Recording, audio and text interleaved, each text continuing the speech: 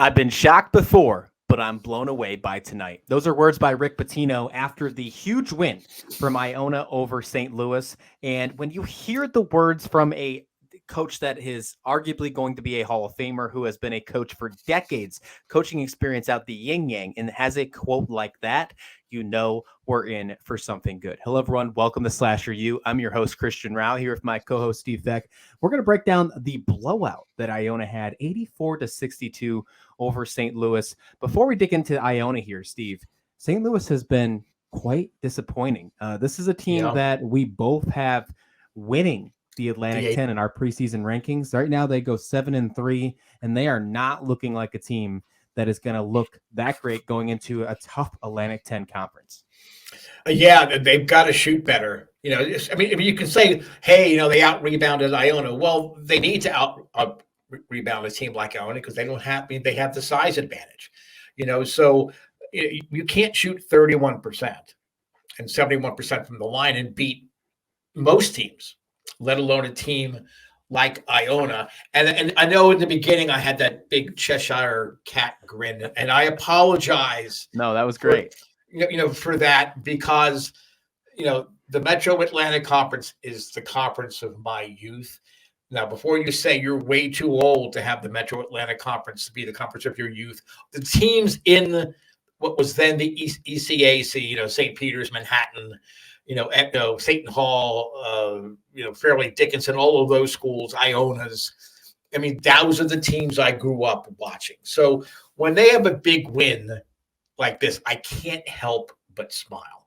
And another thing that makes me smile is I think that Rick Pitino has fallen in love with coaching basketball again. That's great. He's back in that element. He's not really pressured to give in to some of those voices in the back of his head at major programs like Kentucky or Louisville to try to get that edge. I think he's like that young coach again that worked miracles with Providence years and years ago. It's just great to watch him on the sidelines again. He truly is into that. And then there's really one word that dominates anything we talk about tonight, and that's defense. So when you're talking about a Rick Pitino team, the fact that they play smothering, solid defensive efforts, that's not going to be a shock. But Iona is already a tough place to play. I mean, you wouldn't think going into New Rochelle, New York, boy, this is almost an impossible team for a road team to win.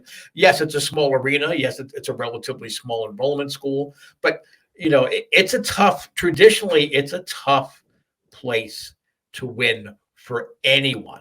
I mean, right. I don't think they've lost since the COVID restricted season. I don't think they've lost at home since. Not at home. No, actually, great point. Let me finish that quote. I started off the beginning of the season, or the beginning of this episode.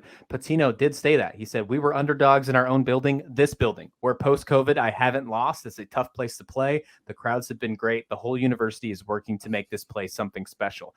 This defense was absolutely on. You talk about how amazing this crowd is. Yeah, then add a Pitino trademark press into that offense or into that defense, and you're going to get some amazing play. St. Louis had 17 turnovers on this one, Steve. They did not look good. We're talking about some of the best guards in all of college basketball, and Yuri Collins. He entered the game averaging 11 points per game and leading the nation in assists. He didn't really get going at all. He didn't score a bucket until under 4 minutes to go in the first half. He only had 4 assists in this one, and he also committed 5 turnovers himself. There were some really good quotes. I mean, there was just filled throughout here. I really love what we got out here. And they were talking about Yuri Collins and how they're going to stop him. And they just basically said, you can't let him have both. You can't let him, let him score and have assists. You got to take one away. If he's going to score all day, fine, let him have it, but you can't let him have the assists as well. They really stopped him on both of those aspects. And that was something that really helped this blowout happen. This Iona team really shined. I know St. Louis isn't as impressive as we hoped they would be initially to start off this season, but they still beat Memphis. They still beat Providence. They were in a really close matchup with Auburn. I think they only lost by 5 in that one. Auburn's ranked in the top 15.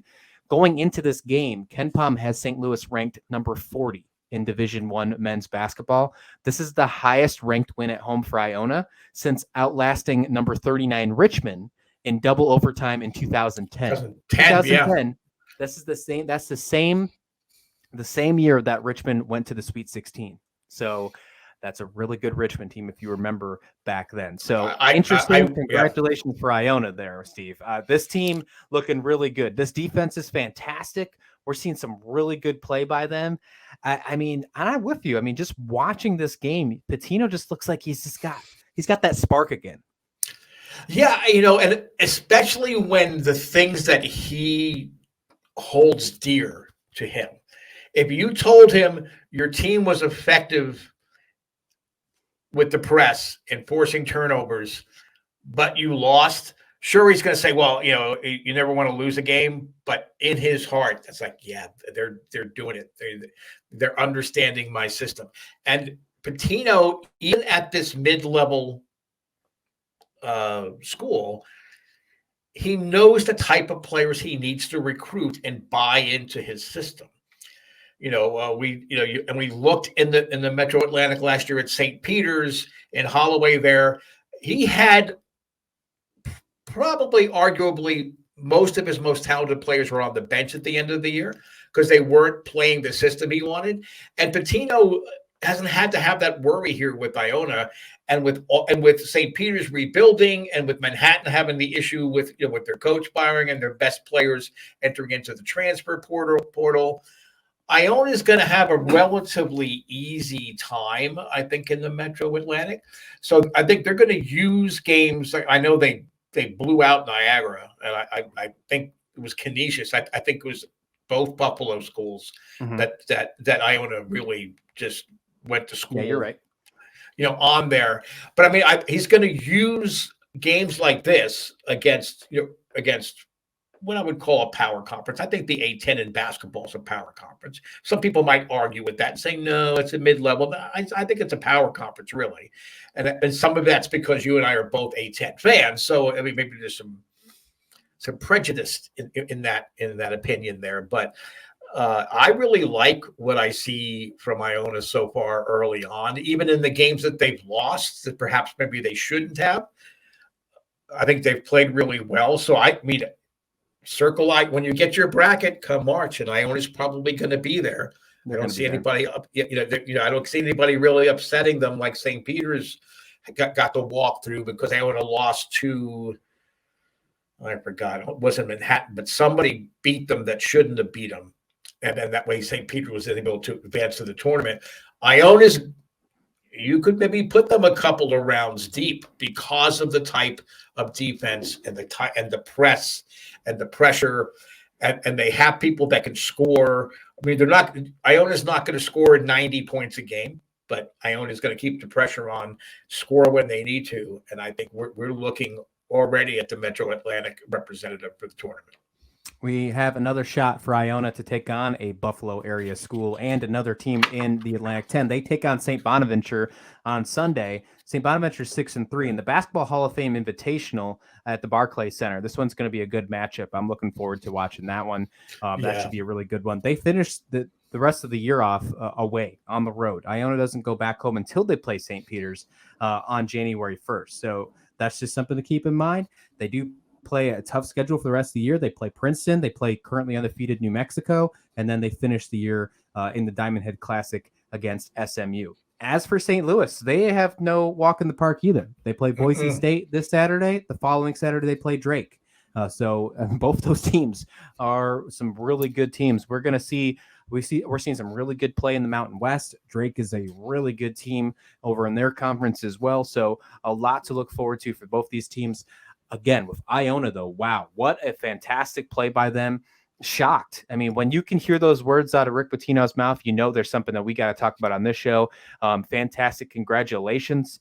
They routed Niagara and Canisius in those games. Then they take on St. Louis and put the hurt on them as well. They are on a nice little win streak. And honestly, the last 3 games haven't been close. I'm interested to see what Sunday looks like against St. Bonaventure. Let us know your thoughts in the comment description below. Steve, you got anything else to say? No, I'm just going to say, make it a point of watching this Iona St. Bonaventure game. Yes, there's terrific talent on the floor, coaches clinic. You're going to see some of the best I agree. in-game coaching and adjustments that you'll see at any level. I don't care how much money other coaches are making. If you are an Iona fan, you should probably already hate St. Bonaventure because they do have Daryl Banks III on their team now. If you remember him from that fantastic run from St. Peter's last year. Let us know your thoughts in the comment description below. Hit like and subscribe while you're there. And thanks for watching SlasherU.